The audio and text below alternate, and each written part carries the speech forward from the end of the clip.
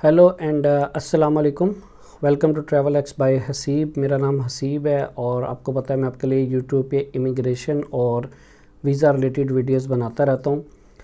तो अगर तो अभी तक आपने चैनल को सब्सक्राइब नहीं किया तो नीचे चैनल को सब्सक्राइब करते हैं और अगर वीडियो पसंद आए तो लाइक का बटन लाजमी दबा दें। मैंने बहुत सी स्टोरी सुनी है कि जॉर्जिया की इमिग्रेशन बहुत सख्त है और लोगों को डिपोर्ट कर दिया जाता है। स्पेशली जो लोग वीज़ा ऑन अराइवल लेते हैं, यानी कि जीसीसी कंट्रीज़ के लोग हैं, उनमें सऊदीया कह लूँ, ओमान कह लूँ, दुबई कह लूँ, यूएई मतलब दुबई, और या जिनके पास पाकिस्तानी या इंडियन हैं उनके पास शेंजन का वीज़ा है वैलिड, यूएसए का वीज़ा है या यूके का, वो भी जा सकते हैं। अगर मैं अपनी बात करूं तो मैं कोई 3 टाइम्स जॉर्जिया जा चुका हूं। नो डाउट इमिग्रेशन थोड़ी हार्ड होती है, स्पेशली अगर मैं पाकिस्तानीज़ की बात करूं, इंडियंस की या इजिप्शियंस की, जो मतलब हम लोग थर्ड वर्ल्ड कंट्रीज़ के लोग हैं।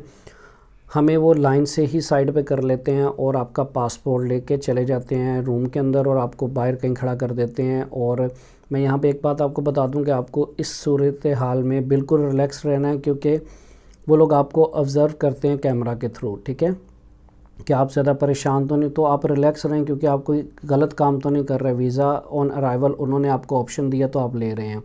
लेकिन इसके साथ कुछ बातों का ख्याल रखें जब भी आप जॉर्जिया जाएं। एक तो आपके पास अपना डेबिट और क्रेडिट कार्ड अगर हैं तो लाजमी अपने पास रखें। ठीक है।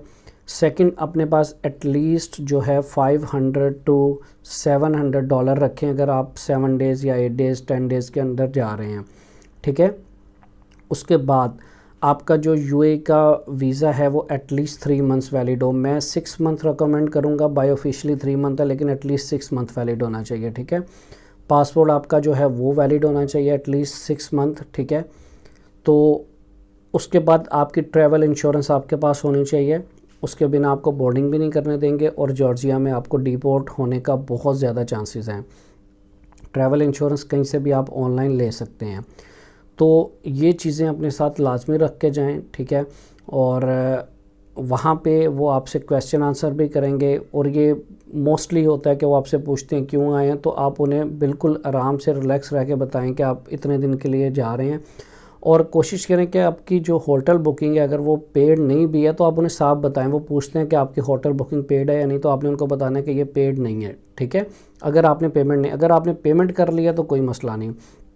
और वहाँ पे होटल का नंबर अपने पास रखें ताकि इन केस वो होटल को फ़ोन करें तो होटल को पता हो कि आप आ रहे हैं।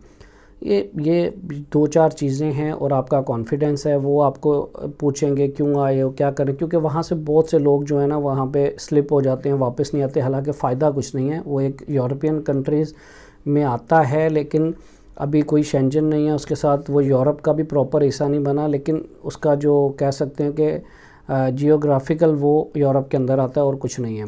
अच्छा कंट्री है, आप जाएं, मुझे तो बहुत पसंद आया। लेकिन इन सारी चीज़ों का ख्याल रखें और अपना कॉन्फिडेंस से रहें तो आपको कोई भी वहाँ से डिपोर्ट नहीं करेगा। तो उम्मीद है आपको ये वीडियो पसंद आई होगी। अगर पसंद आई है तो लाइक का बटन दबा दें और अगर चैनल को सब्सक्राइब नहीं किया तो वो भी कर दें।